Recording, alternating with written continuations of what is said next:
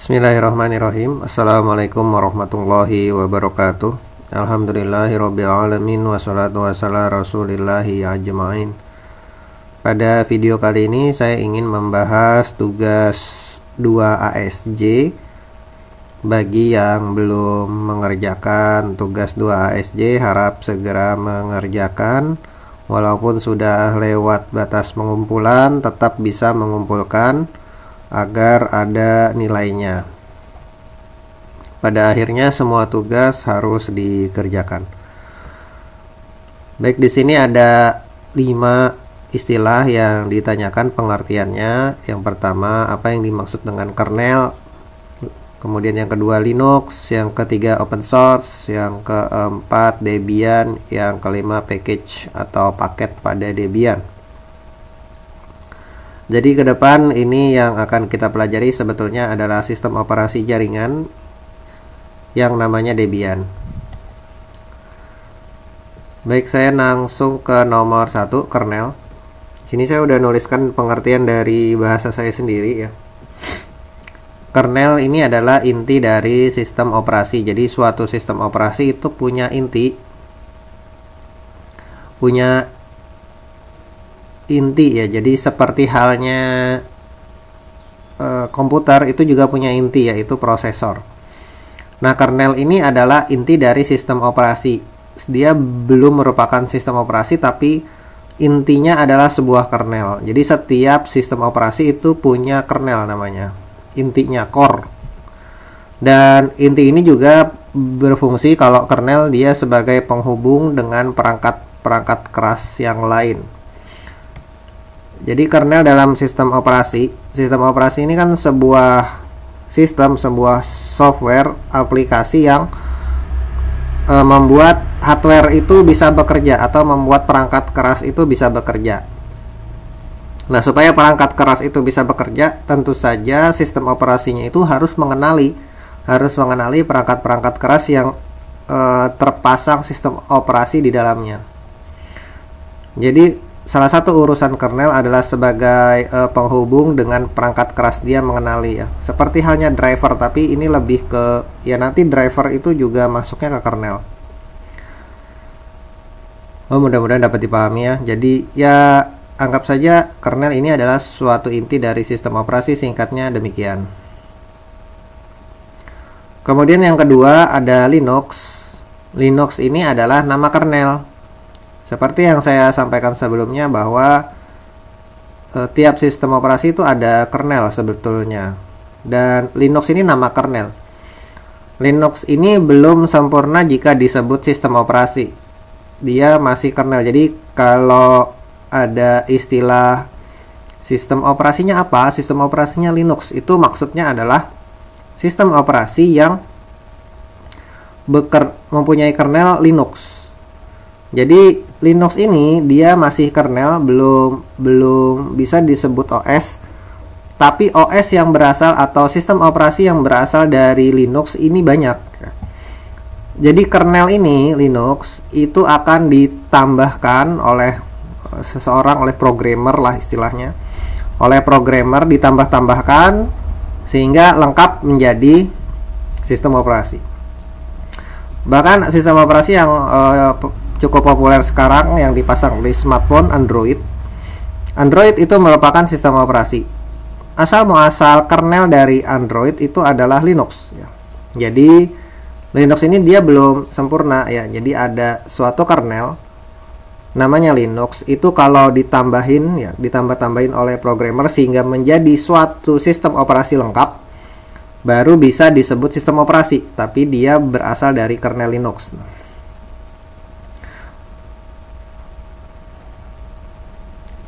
Dan banyak sistem operasi yang berasal dari kernel Linux ya. Sistem operasi Linux base ya, saya tulis base.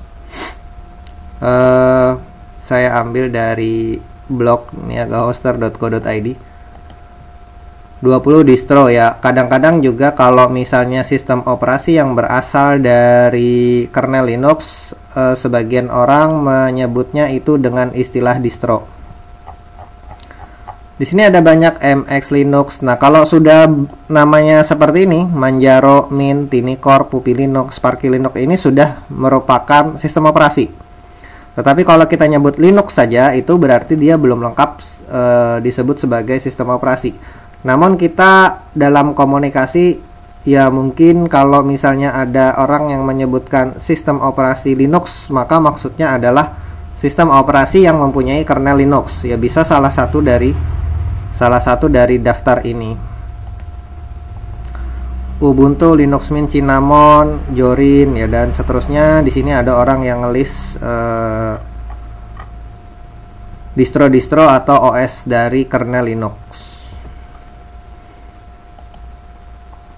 Saya lanjut ke nomor berikutnya, ada istilah open source. Open source ini adalah satu sifat software yang gratis. Software ya. Jadi di sini luas ya, bisa aplikasi, bisa sistem operasi, bisa antivirus dan sebagainya yang dia gratis dan bebas digunakan, disebarluaskan, juga bebas dikembangkan. Jadi tipe-tipe gratis itu ada bertingkat ya. Jadi ada juga yang gratis, software itu gratis tapi dia tidak boleh disebarluaskan. Atau ada juga yang gratis tapi tidak boleh diedit, dikembangkan. Dikembangkan di sini maksudnya diedit ya. Contohnya Google Chrome. Google Chrome ini gratis ya. Asal muasalnya dia berasal dari open source. Diolah dari sesuatu yang open source, sesuatu yang gratis. Kemudian diedit sama Google, jadilah Google Chrome. Setelah menjadi Google Chrome, dia tidak lagi open source, tapi dia tetap gratis ya. Tetap gratis, bebas digunakan, disebarluaskan, tapi tidak boleh diedit. Google Chrome ini nggak boleh diedit. Maksudnya diedit itu aplikasinya diedit kemudian jadi nama yang lain, itu nggak boleh. Aplikasi Google Chrome ini diedit sedemikian rupa tanpa izin Google, kemudian menjadi satu browser dengan nama yang lain, itu tidak boleh. Atau misalnya WhatsApp ya, juga demikian. WhatsApp itu gratis ya, bebas digunakan, disebarluaskan, bebas, tapi dia tidak bebas untuk dikembangkan. Kita tidak boleh mengedit WhatsApp kemudian mengganti namanya menjadi nama yang lain. WhatsApp A, WhatsApp X misalnya, tanpa seizin WhatsApp itu tidak diperkenankan. Tetapi untuk software yang sifatnya open source, ini boleh dikembangkan. Jadi kalau misalnya ada satu software yang sifatnya open source ya. Contohnya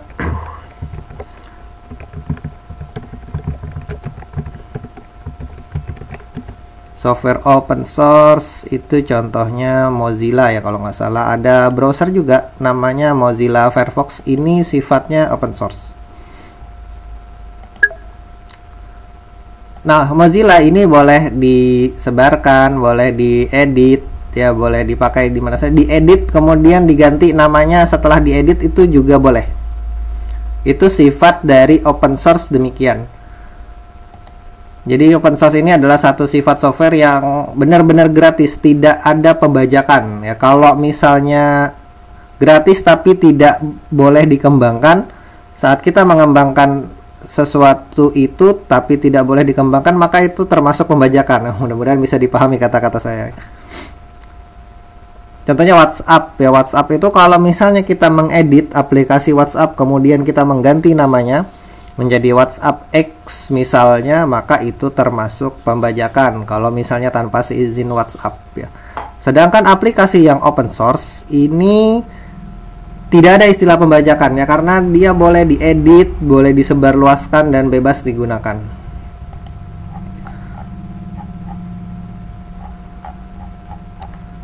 Dan ada banyak sistem operasi yang open source termasuk Linux, yang tidak semua sistem operasi yang kernelnya Linux itu open source sebetulnya. Tidak semuanya gratis, karena untuk membuat dari kernel menjadi satu sistem operasi itu kan perlu effort ya, perlu usaha. Seringkali ada juga orang yang menjual. Walaupun Linuxnya sendiri kernel Linux sendiri itu adalah sifatnya open source. Jadi kernel Linux ini sifatnya open source. Kalau Linux ini kita tambah-tambahkan sehingga menjadi sistem operasi sempurna, kemudian kita kasih nama-nama kita, misalnya hal tersebut boleh-boleh saja. Nah, sekarang tinggal yang mengedit menjadi sistem operasi yang sempurna itu boleh dia menjual, boleh juga dia menggratiskan. Tapi Linuxnya sendiri, kernelnya sendiri itu adalah sifatnya open source. Ini sekilas tentang open source ya. Dan berikutnya yaitu nomor 4, Debian. Debian ini adalah salah satu sistem operasi yang open source.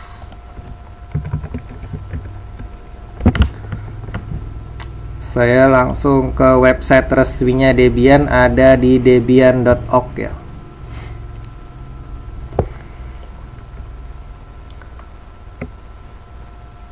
Di sini tertulis Debian is a complete free operating system ya. Jadi Debian ini adalah salah satu sistem operasi yang berasal dari kernel Linux dan dia sifatnya open source. Memakai ini tidak bayar. Kalau open source itu pasti tidak bayar ya. Ya seringkali beberapa orang atau sebagian orang itu agak heran dengan ada aplikasi yang berbayar ya. Memang demikian ya, aplikasi dan perangkat keras atau hardware dan software itu merupakan sesuatu yang terpisah. Sama halnya dengan sepeda motor dan bensin.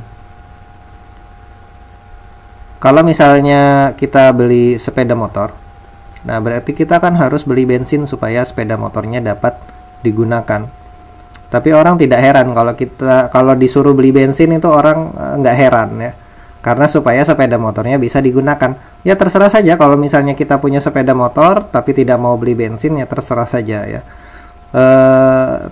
Namun untuk komputer atau smartphone misalnya, sebagian orang heran ya kalau misalnya sudah beli handphone atau sudah beli laptop, kenapa aplikasinya beli lagi?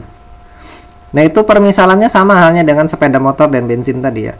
Jadi hardware dan software ini merupakan sesuatu yang terpisah ya. Produknya beda ya, yang jualan beda. Yang satu jualan perangkat keras, yang satu jualan perangkat lunak.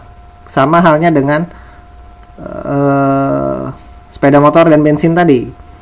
Itu kan pabriknya beda. Pabrik sepeda motor dengan pabrik bensin saya kira beda ya, dan pasti beda ya. Pabrik bensin Pertamina, pabrik sepeda motor ya ada Honda, Suzuki dan lain sebagainya. Jadi itu mereka saling melengkapi. Demikian juga sebetulnya hardware dan software. Cuman untungnya untuk aplikasi ada saja orang yang membuatnya secara gratis. Kalau hardware saya kira tidak ada orang yang membuat gratis. Tidak mungkin ada komputer gratis ya. Kalau software masih ada ya, alhamdulillah. Kita pakai yang gratisan saja. Jadi Debian ini adalah salah satu sistem operasi gratis yang dikembangkan oleh komunitas ya. Orang yang meluangkan waktunya untuk ya mengembangkan ini, ada yang ingin belajar atau dan sebagainya lah. Ya kita lanjut ke soal berikutnya, package atau paket pada Debian. Pada Debian atau pada sistem operasi yang berbasis Linux, software atau aplikasi itu disebut paket. Sedangkan Debiannya sendiri kan merupakan suatu sistem operasi. Seperti yang pernah saya sampaikan di video sebelumnya, sebetulnya sistem operasi ini adalah wadahnya saja. Tapi yang dipakai pada akhirnya nanti adalah aplikasinya, atau kalau pada Debian disebut paket. Seperti halnya yang saya gunakan sekarang kan Google Chrome. Tapi sistem operasi saya bukan Google Chrome ya. Sistem operasi saya Linux Mint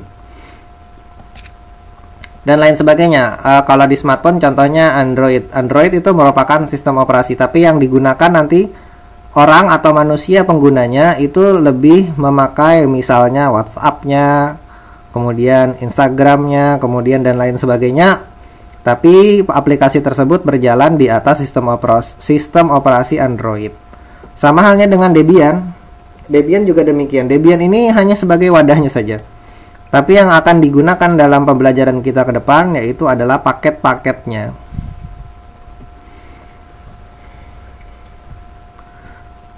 Demikian video kali ini ya, mudah-mudahan dapat dipahami. Penjelasan dari saya sudah 15 menit ya. Kurang lebihnya saya mohon maaf. Saya akhiri, subhanakallah wa bihamdik, asyhadu an la ilaha illa anta, astaghfiruka wa atubu ilaik. Assalamualaikum warahmatullahi wabarakatuh.